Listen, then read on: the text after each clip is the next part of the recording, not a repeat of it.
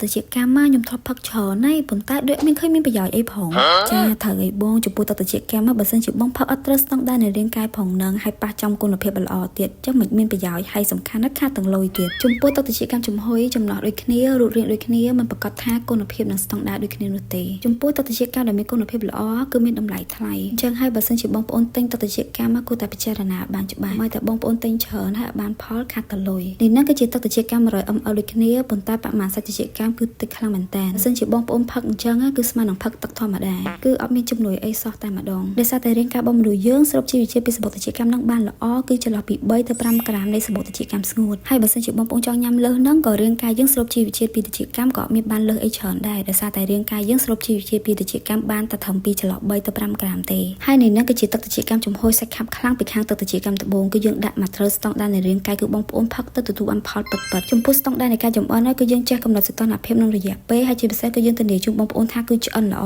ត្រង់កន្លែងនេះគឺខ្ញុំចង់ប្រាប់បងប្អូនតិចដែរចំពោះទឹកជាកម្មដែលឆ្អិនគឺសាច់វាថ្លាដូចកញ្ចក់ចឹងចំពោះទឹកជាកម្មត្បូងគឺលក់ទាំងគុណភាពចំនួនទឹកចិត្តនិងចំណេះដឹងជូនអតិថិជនហើយកុំភ្លេចយកបងប្អូន follow page ដើម្បីទទួលបានចំណេះដឹងថ្មីៗពីខាងទឹកជាកម្មត្បូង